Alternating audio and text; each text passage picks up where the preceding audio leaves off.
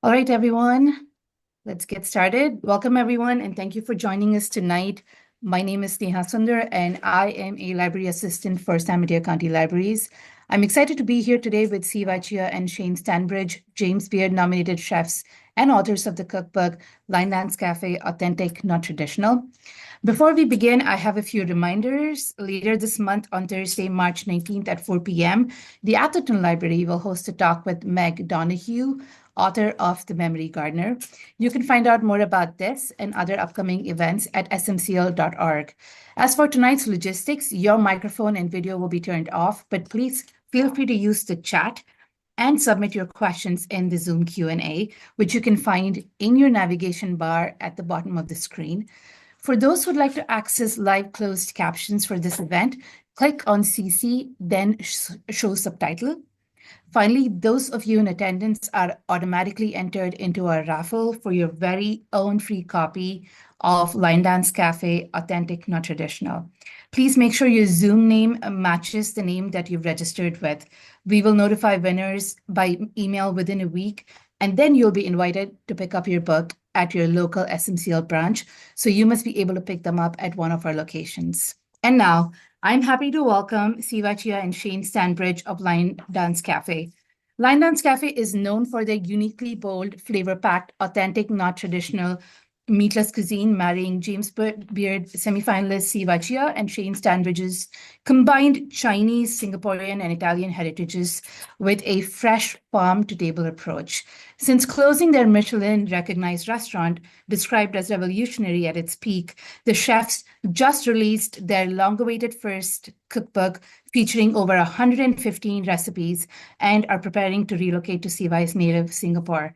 CY, Shane, hello, and thank you both for being here. It is my great privilege and honor to be here and in conversation with you. Before I jump into questions about the book, congratulations. Thank The you. book is here. It is beautiful.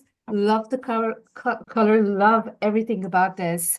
Um, I want to just ask you, you've launched this book. It's been 2 weeks of just extremely busy events. You've been throwing a multi-day pizza party. You Yeah. just did a pop-up at Superiority Burger. You were at Omnivore Books last night.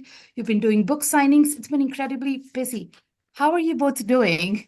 And how does it finally feel to share this book with the world? Okay. Well, first of all, thank you all. Thank you for having us, and thanks to everyone for logging on. Really appreciate uh, all of the attention that we're getting. Like it's a bit overwhelming. Like we're really stoked with the with like all of the support that we've been getting.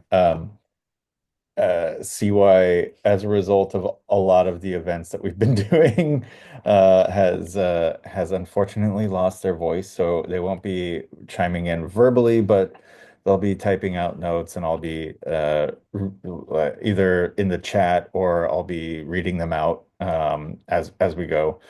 But it's been feeling really great, like the support, the love that we've been getting, the people showing us their first recipes out of the book that they've made um, has felt like pretty unreal. Like we knew that we were writing the book and that we were getting people, like people were supportive of it, of our mission.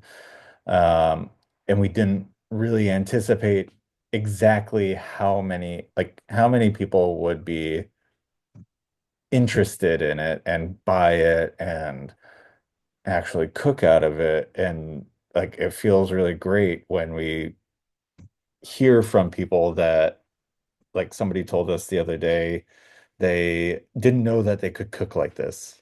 And it feels incredible. Yeah. No, that's amazing. I love, absolutely love the cookbook. It's great. I just want to kind of start off, for patrons who may not be familiar with your work, how would you describe Nine Dance Cafe and the food that you set out to create? And take us through like the initial pop-up days and, how it evolved into Lion Dance Cafe. Yeah.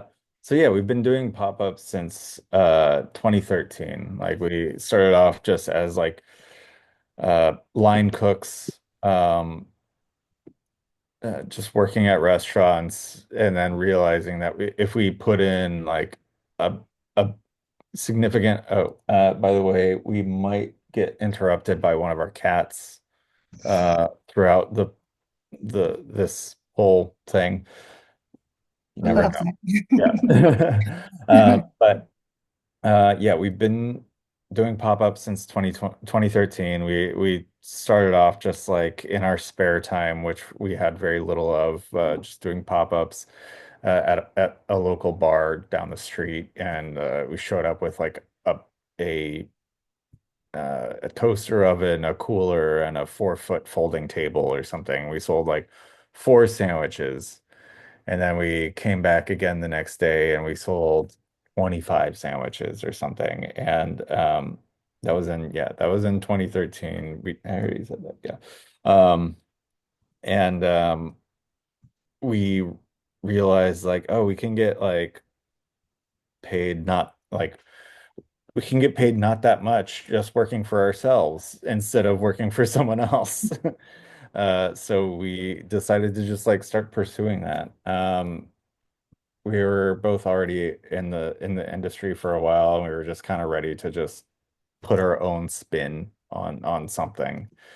And we started doing it full time. We got commissioned for our first wedding, first of about 100 weddings that we did from between then and now, on top of like numerous events and things like that. And we were always just kind of like chasing what it felt like people wanted from a vegan pop-up or a vegan, like what did they want to eat? Like, because there was just like not a lot of like there was a good amount of vegan food back then, but not a lot of like specialized like vegan things. There was herbivore in the city that was like just a little bit of everything for everyone. There was, Southeast Asian food and Chinese food, but we were just doing like we were just casting a wide net, and it wasn't really until maybe I want to say like 2018 or something that we figured that we were just going to start making food that actually meant something to us rather than trying to get on board with whatever everybody else wanted. And that's, I think, when we really took off is when we started kind of being true to our sensibilities and what we wanted, what we were craving on a day-to-day basis. Um, like, and especially, cooking at bars, like what we want when we're drinking. Um, I'd like to, add a question that we have from a patron. Melissa asks, what was the most challenging part of creating like a vegan cookbook or like a vegan recipe for like traditionally non-vegan cuisine, right? Um, would you like to just share something about sure. what was it like? Yeah. I mean, it was always in pursuit of a sense of home, I guess, of comfort. So it was always like what we, it's just how we cook, and uh, like how we want to express our, uh, yeah. I mean, we never really thought of it like that. Like it was just like, how do we achieve what we want, with the ingredients that we have. Yeah. Yeah. Um, Yeah. like Yeah. and so my goal as a partner to CY was always to make them feel uh, a sense of comfort, a sense of place, of home, of Yes. like uh, and so I would like really dive deep into recipes, into and research and learn their families recipes like whenever we went back to Singapore so that I could make them and help CY feel at home. Because CY we both cook uh for for the rest we cook for the restaurant, we cook for the pop-ups, we both cook, but CY tends to do a lot more admin stuff, especially when we're at home. And so when we're at home, I'll cook for us, and I really want CY to feel uh like comfortable and satiated and yeah. Yeah, love that. That is really beautiful. Thank you for sharing that. Yeah. Line Dance itself, right? It opened in late 2020 during a very unpredictable time during the pandemic. What was it like to open a restaurant then, and how did sort of being in Oakland kind of shape what your identity and growth was for Line Dance Cafe? Yeah, so we opened because we were working uh out of a commercial kitchen space. We loved the space, but we just kind of felt a need to have our own like our own spot. We really enjoyed um yeah, we experienced a lot of growth out of that spot, but we felt like we were ready to step out and get our own spot. And it was like we were spending so much time in that shared space that it felt like, well, we could spend the same amount of money on just like having our own takeout window or something. And yeah, so we initially opened as just pre-order only, 2 days a week. We put like something like 2,000 items up for pre-order over the course of 2 days, and we would sell out in the course of like 10 minutes or something like that, which made us feel like extreme, like it was a good move. We got it funded in large part from a very successful Kickstarter campaign, which we're so grateful for. Um, and yeah, it was just like constant evolving of the concept. We started off, like I said, with the takeout window, and then a few months later, we started just introducing walk-ups, like walk-up ordering on just Wednesdays, and it was Walk Up Wednesdays is what we called it. Um, Yeah, I was just transported back to 2020 when I would anxiously wait in front of my computer and refresh and see if I would get a pre-order oh, opportunity. oh my God. Well, thank you Um, so much for your diligence.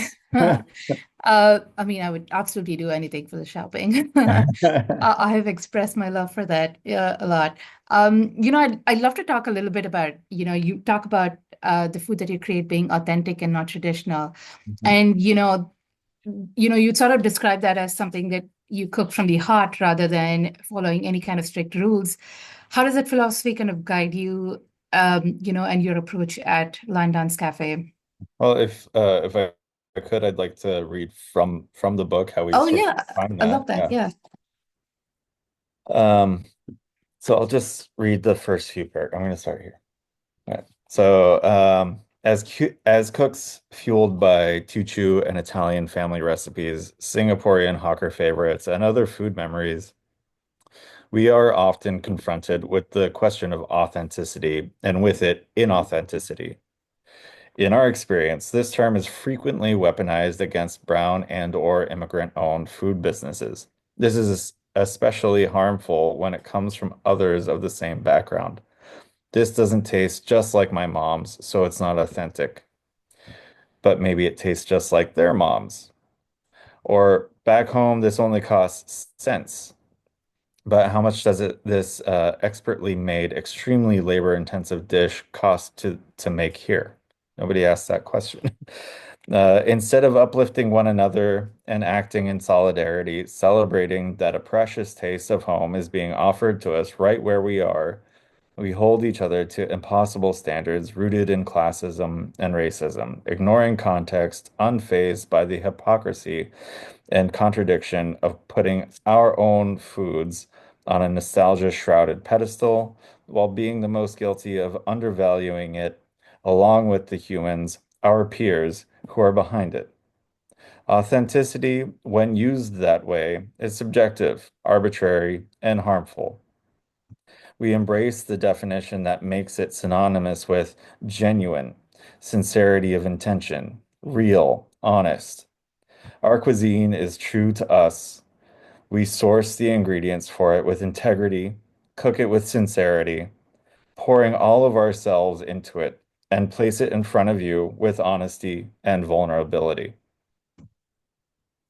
So, Thank you for sharing that. Yeah, I yeah, I, I love this so much because you know, authenticity is very debated, right? Everyone talks about what traditional dishes should look like. How do you navigate people's expectations, when they come and while staying true to your creative vision, like how do you kind of navigate what people's expectations are versus trying to stay true to what your voice and creative vision is saying? And an add-on I would like to ask is, were there any dishes in the book that you feel were exactly that philosophy coming through where you feel like there was a little bit of traditional that you were honoring heritage but also reinventing that? yeah, I mean, there's quite a few, but there's definitely a couple that stand out.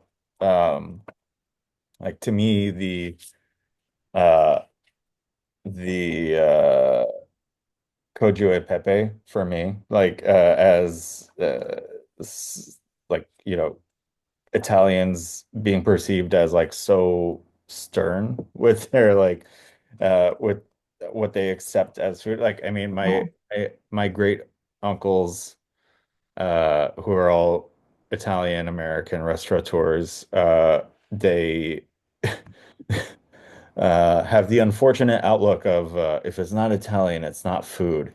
Um, which is why I'm not in touch with them very much lately. But yeah, so the Kojo e Pepe, we quote a friend of ours who is from the Piemonte region, like area of Italy. He says, uh, Pecorino, you have serious competition. And it's like that's kind of an evolution of uh the original quote was much more expletive. But uh yeah, like the idea that like food can evolve, food can change. We don't need to be stuck in a specific regimented uh um uh format of every single dish. And a lot of what we how we approached food was like, what if this dish had to be made historically in this area? Like if you didn't have dairy, a lot of dairy, but you did have soybeans, like, and but you came to this conclusion, like if you wanted these flavors and things like that. The other thing is, of course, the laksa, where it was always how to fulfill the demand of laksa being a specifically katong. Yeah, katong, specifically katong laksa, which is the type of laksa that we make, which is uh, creamy from coconut milk, um, uh, lamak, which is the term for rich from coconut milk, um, and with the rice noodles and the and but like all of the flavors, all of the richness, all of the spice. But how do we make that also make sense here in California? Well, I mean, it makes sense because we have the most amazing abundant produce. Yeah. And we're able to make it like a seasonal dish by changing the garnishes and the toppings and things and using, of course, locally produced Hodo foods, like tofu and yuba to garnish it, but also like changing it from like topped with like Jimmy Dardellos in the summer and pumpkin in the winter. Um, and then just like also just in making it vegan is also adapting it to our sensibilities where we think that we can sub out, not even necessarily sub things out, but just make additions to it so that it feels like us, and not necessarily like anything you could get in Singapore. Uh, Um, so, yeah. sorry, Shane. Um, I wanted, when you talked about produce, I was immediately drawn to that paragraph that you wrote about your aunties visiting from Singapore and, talking about, oh, you get almost everything here, and if not fresher and better, and, the produce. You also give a lot of shout outs to community partners and everyone who's followed you on Instagram knows about the, Oakland Chinatown, every Friday update with all the cards. You've always like uplifted and, through your activism, your voice, and, uh, all of that, you've sort of impacted everybody around. Um, what would you like kind of say, how have these partnerships kind of impacted your development and like your recipes and your vision and everything? I mean, we always say that we are really in truly in partnership with the farms that we work with, that are in California. And I think that the same can be said for every chef everywhere. They're truly in partnership with whether or not they know the farmers or not, but or if they're ordering produce from Cisco or whatever, it's like they are truly in partnership with agriculture. There's no cooking without food production, without produce. And so it's about like developing that relationship, that rapport with the produce, and with the people growing it. Um, I, I I don't necessarily think that there's anything inherently more sustainable, like environmentally sustainable. If we wanted to talk environmental sustainability, everything would just be like carted it like on by the train load into major metropolitan areas and distributed like that way. But we're talking about community as much as we are about environmentalism, and oftentimes smaller farmers have a lesser impact on the environment than like I don't know, freaking ConAgra or something. I don't know. But we really believe that like the more the smaller farmers have more personality in their produce, and I didn't realize that until, well, really until we opened Lion Dance Cafe. We Yeah. got to know whose cabbage is like the sweetest and who grows like the hottest chilies and who has the most bountiful bunches of mint and things like that. Like who prioritizes what, and it's like I think that's just such a beautiful it's a beautiful relationship you can develop with your local farmers. Yeah, no, thank you for sharing that and for supporting, the farmers, small farms. The book itself, you mentioned a lot about this, and there are a lot of tributes to some of the farms that you worked here. I want to get into the actual process of the book creation itself, right? You've had so many recipes, so many collaborations over the years, and you've developed so many recipes. Um, what was it like when you put pen to paper? Like just sort of reflecting on the immense, all of this creation that you've made. Was it an easy process to like put it down? What was challenging about it? And what was the most joyful part as well? Uh, but yeah, I mean, we had a lot of fun putting it together. I mean, so we actually had to pare down the amount of recipes we put in the book, because started off with something like I don't know, like 150 that was our short list. Because like we had special like really popular specials over the years,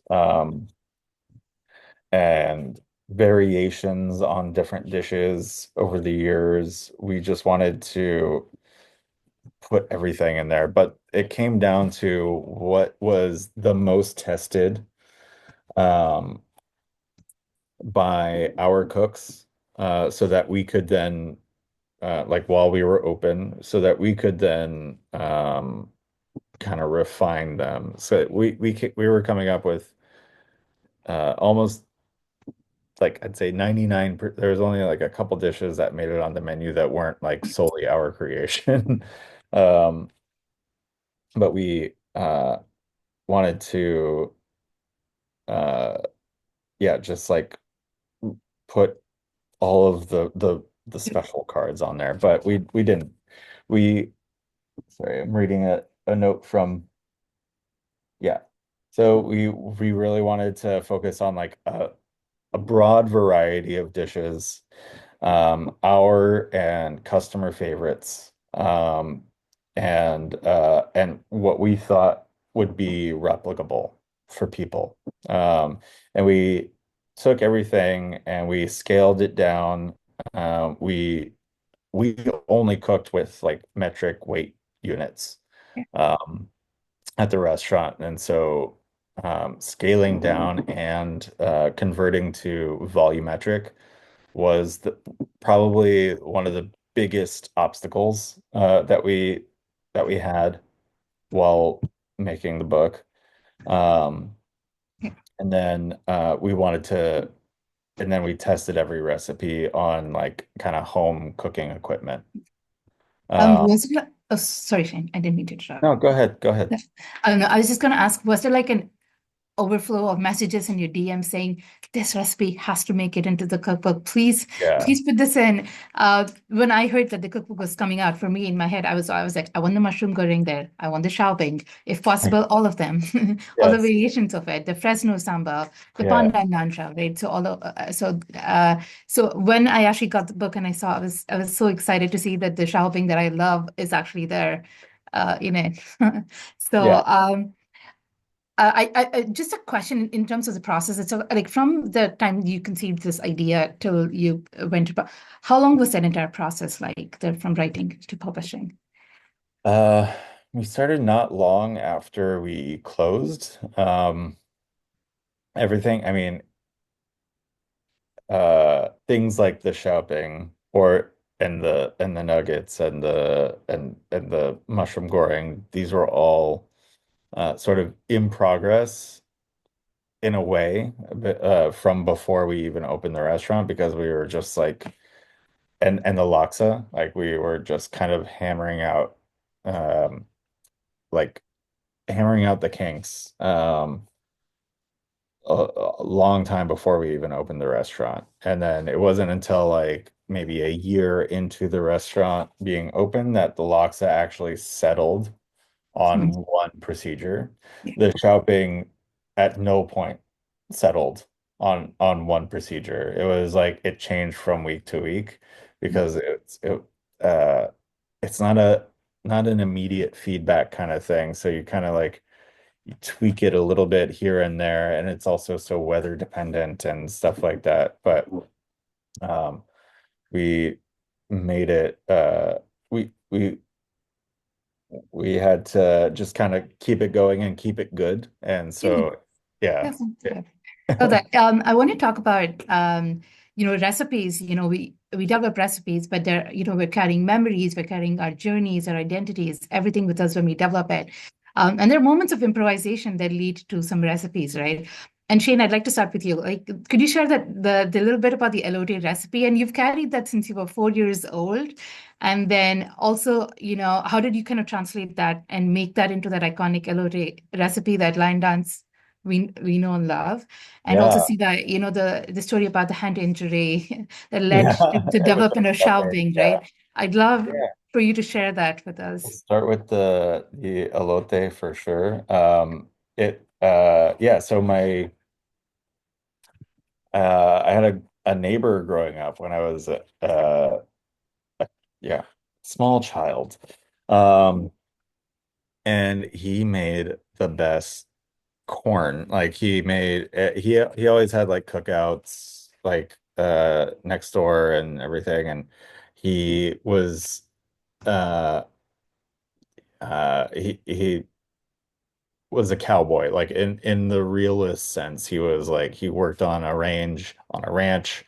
He was missing a thumb from a wood chopping accident. Had a handlebar mustache, and he would brine his corn overnight with salt. And I don't know how I remember it, but I just remember like I was always, I mean, I was just always so curious about food. So I asked him why like, I think I asked him, like, this corn is so good. Why is it so good? And so he took me through it. But yeah, there's like these big, like, red or blue buckets with the thick, like, white rope handles that, like, a lot of people use to put like drinks with ice in and stuff. And so he would just dump a bunch of corn in the husk into these buckets, just throw a bunch of salt in it, and then he'd grill it first in the husk, and then uh, set it aside, and then shuck it. And so what happens and it's just like so easy to shuck like once it's already cooked, and then he would touch it to the grill again. And so it was only after like thinking about it for so long that I realized the ingenuity of the whole thing. It's like um, by brining it, you're really seasoning the kernels, the individual kernels. The water, the salt is penetrating in between the kernels. Um, and then all that additional moisture, both inside of the husk and that's soaked into the husk, is it's slowing down the charring of the husk, Yeah. and it's like creating steam inside of it. And then uh so you can keep it on the grill for longer without Mhm. it actually burning. And then like you can shuck it and tie the husk into a knot, giving you a handle so that you can touch it onto the grill again for like additional flavor. Yeah. It's all already cooked extremely well. And then it's actually the salt in the brine actually draws out a little bit of moisture from the kernels, so Mhm. that opens up the space between the kernels for that for the mayo. Yeah. Yeah. And Yeah. then and the mayo really sticks And gets into the kernels, and then yeah. you roll it into tahine and stuff. Love So that. It is such an iconic dish for yeah. um And second then only to the Xiaoping, though. right. And then the shopping, well, yeah, so uh I jammed my hand into something, just foolishly unloading the truck one day. Um and I cracked a digit. Um and so I needed some way to make bread for a gig that we had. That didn't involve the fine like dexterity of like balling out dough balls like for a little bun, like little sliders basically that we were making for the gig. And so we pitched to the client like, would you be okay with like kind of like a flatbread type thing? And they were okay with it. So I was like, I can sort of figure out a way to make the dough one-handed and then like kind of stretch it out into a sheet tray to make like a flat slab of dough that I Yeah. could then bake. And then like we were really stoked about it. we loved it so much that it became like kind of a mainstay. Yeah. And since then we've made like are we in the 80s now? Yeah, I was going to say your hand injury gave us so many variations of Yeah. Xiaobing to enjoy.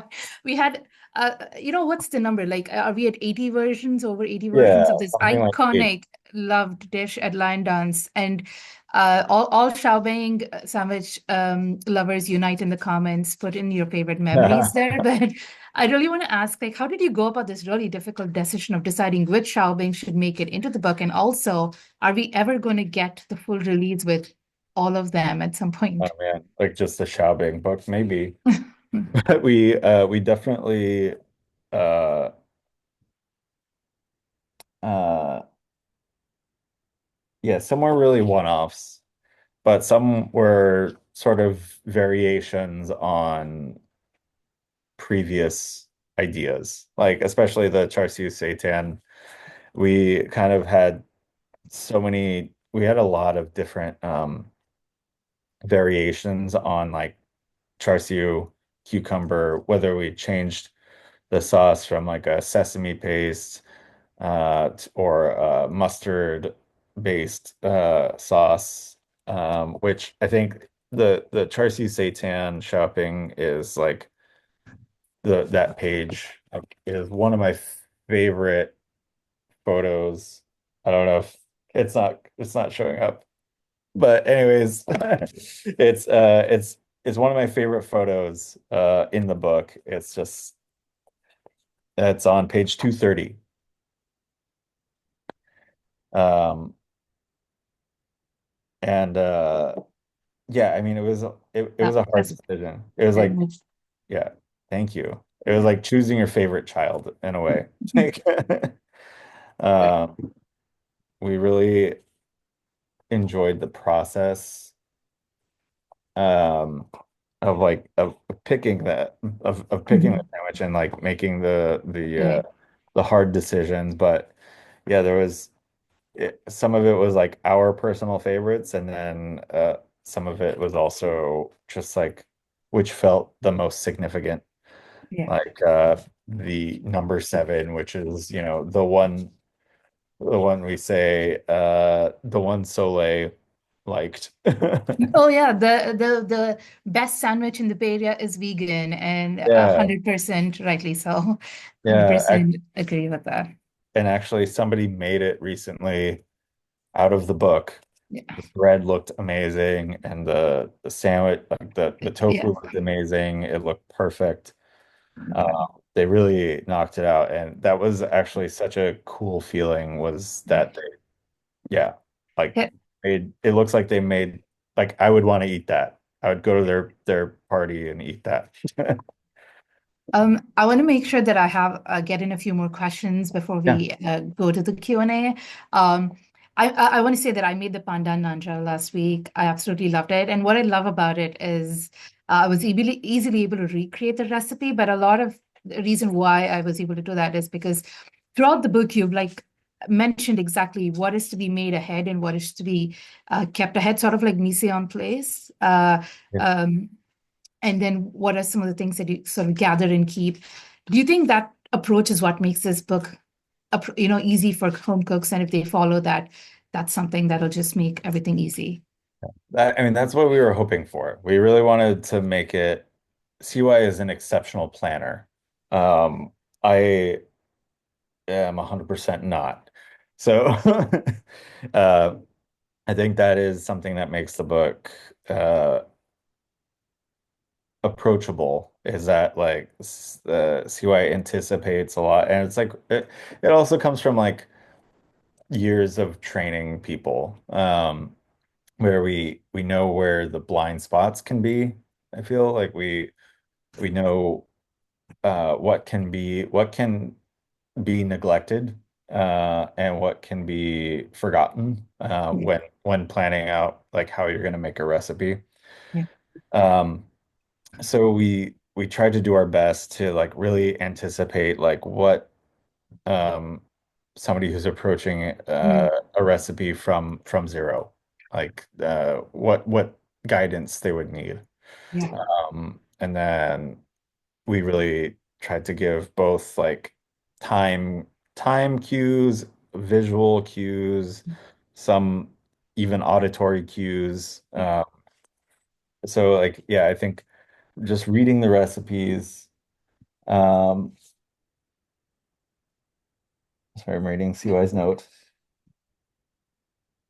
Um, I would also love for you to Right. read out. Oh, sorry. Oh Go yeah, ahead. yeah. So it was new to try to teach without being there in person, basically.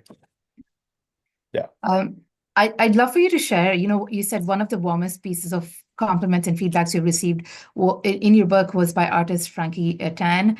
Would you be open to reading that letter for us? It's such a or beautiful, beautiful letter that I would love for everybody to hear from your voice. thank you. It's still it's a napkin. That's it's uh, on a magnet or like a clip on our fridge still right now. It's something that we'll cherish forever. Uh, it says, uh, "Thank you for the skill and love that you prepared this food with. It ta the taste of your laksa with my eyes closed allows me to believe for a moment that I'm back at my favorite Pasar Mulam in Penang, uh, eating at a roadside hawker stall run by elderly Auntie Marina. Your food makes me feel so at home, so seen, so loved. What you've done with these beloved dishes moves me to tears." Uh, and then Terimakasi, a Thank you. thousand times over. Terimakasi is Malay for thank you. Yeah. Thousand times over, thank you from all of us as well. I want to, before I open, and just one last question from my side. Your last hurrah is going to be on Friday, March 14th, Yeah. in SF Chinatown. And 48 hours later, you'll be on a plane to Singapore. What Yeah. are you going to miss the most about being here? And in many, many ways, because this book is going to be a farewell gift to us. What do you wish you could pack with you and take with you on that flight? I think yeah, definitely we're going to miss the people. Unfortunately, we can't take everyone with us, but we are really pushing for a a Bay Area Singapore cross linking kind of thing. Like we really want so to see so many of our because I think so many of our favorite people here would just love it in Singapore and love working on projects there. And then the produce. There's going to be so much amazing produce in Singapore, so many like so much awesome stuff that we'll be able to work with, but what we're gonna really miss is like the connection that we have with the people that are producing the produce. So again, back to people. Yes. Um, Thank you for that. And so I would love to go to the questions now, and then if you have time, I have more questions. I always have more questions. Yeah. So Seth is asking us any suggested hookups for Pandan on the peninsula side of the water. Um, let's see. Okay. Well, And kind of think if you can find if there are any Cambodian or Thai or Southeast Asian generally specialty grocery stores. A lot of time they're just like mom and pop shops. I can't imagine that Vietnamese stores, I'm sure there's and Filipino stores as well. yes, Like um sometimes it's frozen and that's often like fairly good. Uh but if you can make it, I know you said Peninsula specifically, but Berkeley Bowl, I know it is Berkeley Bowl, so East Bay, but Berkeley Bowl definitely has it. I think I've seen it at 99 Ranch or Ranch 99, however you want to say it. We just had Um, someone in the comments put that as well. yeah, Yeah, okay. so that's great. Yeah. Yeah. Yeah. But our one of our absolute favorite it's a Cambodian little shop on East 14th and International in Oakland. It's honestly like kind of worth a trip because they have the freshest curry leaves, the freshest makrut lime leaves. Mhm. They have pandan, galangal, turmeric, like just and laksa leaf, like so for anybody that like ever makes it to East Oakland, meet the pop on East 14th and International. It's like big shout out to them. They're so cool and they're so sweet. I've made note of that already. I will be going there. Nice. So, Awesome. the next question is which dishes in the cookbook and outside of the cookbook are you most proud of creating? I think the laksa has to be Yeah. top three at least. And then I just flipped the page to the tiger skin potatoes on page 72. It's really, really delicious, very satisfying crispy fried potato dish. Um, the um, the mapo tofu mi is also incredibly good. Um, Especially if you get like a high quality truffle oil. We would get our truffle oil from Far West Fungi. They Mhm. have just such a delicious truffle oil that really makes it tastes like truffle. Like a lot of truffle oils are like fake, don't have like the actual essence of truffle in it. Um, the Bamba beans, just because Yeah. I love beans Yeah. so much. Like they're one of my favorite foods. Siwa, is there anything you want to add to the list? The ass cookies, of course. The ass cookies were such a like They were my favorite too. I always picked. I think you got three in a box, I think. I would always pick two boxes to go home. Yeah. awesome. Incredible. Like I'd never seen something like that. Um, we have another question from Nina, and Nina asks, after the fact, did you have any recipes that you now wish you'd pushed for to include in the book? I think we Uh, and then they also ask, now that you see your recipes in print, are you flooded with ideas for a cookbook too? I Or think maybe a we Xiaobing book? Mhm. um yeah, I mean we were very fortunate to have like I mean fortunate who knows but like we totally self-published so we didn't need to push we had to actually push ourselves to omit things um and but uh we have we do have a lot of like a lot of new ideas a lot of fresh ideas but also things that we wanted to include wait what is that.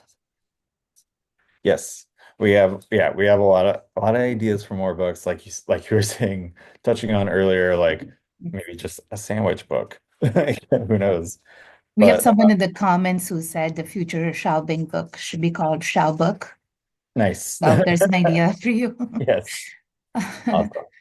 Yeah, so like we started off like we said, we started off with like 150 recipes where we were like, this definitely needs to make it into the book. But then we realized that like in order to make those 150 recipes, we had kind of a lot of other recipes that needed Yeah, to be like sort of at the beginning and our in our staples section, the yeah. LDC staples that Mhm. start around page 40. Yeah, But yeah. yeah. Kelsey has a question, and I had a similar question as well. Was there a recipe or element that was particularly challenging to kind of translate into this format? Um, and my question was, for the nuggets, it's like a 3-day process for you to make, right? Yeah. How do you capture all of that entirety into a book? Yeah, I mean, well. so part of it was like we just knew that no matter how difficult, some people were just going to want to make it. Like, and that's a part of the what made the food so special at Lion Dance was that like it's very a lot of effort, a lot of love, a lot of energy Yes. went into it. Um, and but the thing that was and these again these were like things that were like tried and tested and we really worked on it. But the thing that was like the most difficult for me, the thing that I had to like test and retest and again was the shopping for this format, where I felt like uh it was too inconsistent if I had to rely on asking people to mix the dough in a stand mixer or something. Mm. It um felt too unpredictable. So what I did was uh I made a recipe that is like very little physical input, very little Mm. like time spent on it. That way I could tell the baker Mm. to limit your contact with the dough, Yeah. which feels like the best way to make a bread like this. Yeah. Um, Yeah. so it's just a series of stretches and folds. You just initially all you have to do is make sure all of the flour is wet, and then you just proceed from there. Yeah. And it took me a while to accept that I like it was going to be a 24-hour bread. Thank you. I mean that I can't imagine it must have been like a lot of amount of work went into translating that, but we are so grateful for that gift and we'll forever be grateful. One of the questions that Min Choi is asking is this might already be in the list, but I'm curious about how they came about deciding to relocate to out of the country. Um, well, it didn't come lightly, but it came around. The decision came around in November of 20 2024. I feel like Yeah, that should answer the yeah. question. Um, I have a question. Is there a dream project or a dream collaboration that you didn't have the time and space for that you could not make happen? And that's something that you wanted to pursue, that you wanted to pursue before, but that did not happen. Um, I feel like we've just been so stoked with the amount of things that we've been able to do Yeah. in the like especially in the last year and a half, and even before then, like we were able to do like we had so many opportunities and so much more time to pursue these opportunities. Um,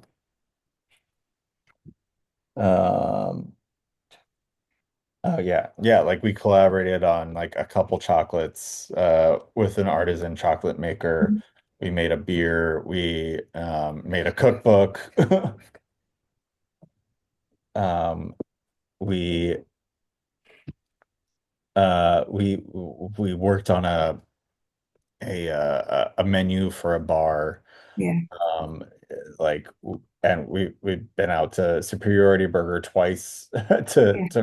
do a collab there. Um and now we're working with like our favorite pizzerias, Yeah. Yeah. which has been really awesome. Like I mean, pizza is by far like one of our favorite foods. One of the questions that we're getting from the live audience, but also which we received from people who signed up earlier was, once you get settled in Singapore, do you see yourself opening a lion dance too? Not necessarily a lion dance too, because lion dance was really a an expression of celebration of Oakland and in Oakland.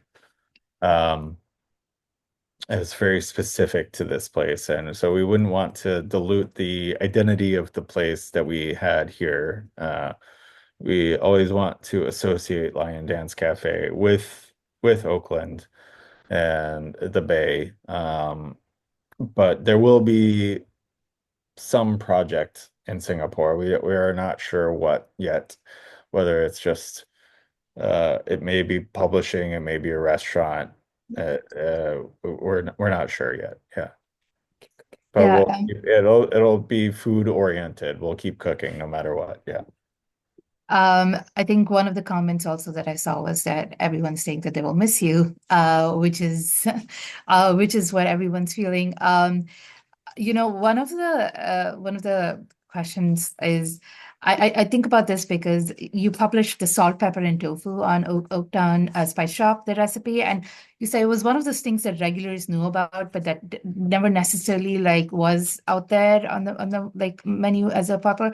Was there something that didn't make it to the cookbook that you absolutely love? Like it should have been like there. There was one thing, I can't remember what it was right now, but there was a couple things, but we've just been like so like uh sucked into the book right now that I can't Yeah. really think of it. But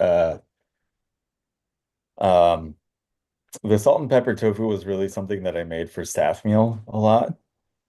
It was like really inspired by like boba shop salt and pepper tofu. Like um just like kind of when I made it for staff meal, it was truly like uh really MSG forward. I scaled that back for the Oaktown recipe, but it's really delicious though. Um, there were a few things that just kind of felt impractical to include in the book that were just like too many standalone recipes that we weren't using in other dishes. We wanted to make sure that if we were including a recipe in a recipe, that that recipe was going to be in other dishes. Yeah. Yeah. Um, One of the things I want to mention I love about this book is as you get towards the end of the book, you think you've given us everything, but then you've also given us this amazing page with menu Yeah. tips on Yeah.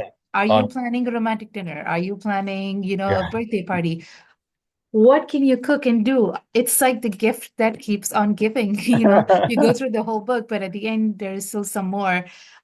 It's incredibly, I think, thoughtful and well put together, right from equipping everything that we will need to fill this void, this gap that we'll have, because it truly, I think, speaking personally, the best sandwich in the Bay Area is from Line Dance Cafe. Um, I do have one last question here. I'd like to address that. It's for CY. Which recipe in the cookbook is your favorite to make and to eat? Um, All right. Sue is looking. yeah, I'm We'll excited. I'm locate excited it to and I hear will that. vocalize it. Yeah, Okay. So it's the carrot cake. the carrot cake. Oh, Yeah. Let me read the intro to the carrot cake. Uh Luobo Gao. Sorry, forgive my accent. Referred to in Singapore by its literal English translation, carrot cake is better known elsewhere as radish, turnip, or daikon cake. Our recipe puts the carrot in the carrot cake. And we fold in some walnuts as a nod to the dessert and for added texture. We also like a high ratio of veg to rice batter. Many places use very little daikon as a means to cut corners. Yeah, uh so there's a lot of things that offer texture in yeah, a typical like carrot cake. Um and there's always like a need for sweetness in it. Like so there's always sugar added, there's dried shrimp, there or like a cured pork sausage or something. And yeah. so we're just looking at things that are not necessarily replacing or exact replacements for Yeah. it, but things that like bring something else as Yeah. well as satisfy the need for individual ingredients. Well, So like, thank you so, yeah, yeah, yeah. thank you so much for sharing that. And we are at the end of the conversation. Thank you, Siva and Shane, for the wonderful conversation. And we wish you the very best as you relocate to Singapore. And thank you to everyone who joined us tonight. If you have won a book in our raffle, you should receive a notification by the end of next week. Please check out San Mateo County Library's upcoming author talks at smcl.org/author talks. We would also appreciate it if you could tell us how SMCL did with this program today at smcl.org/rate this event. Have a good night, everyone. Thank you for joining Thank us. you so Thank much. It you. was such an honor. Thank you. Thanks for having us. Thank you for Yeah, everyone thank that's you. turning in. Yeah, Thank tuning you. in.